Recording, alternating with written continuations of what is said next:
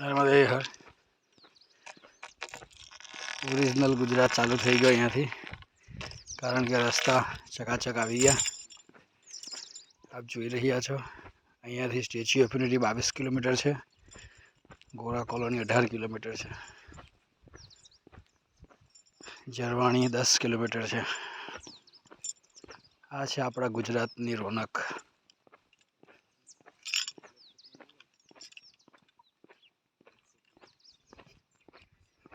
સૂલ પાણીની જાળી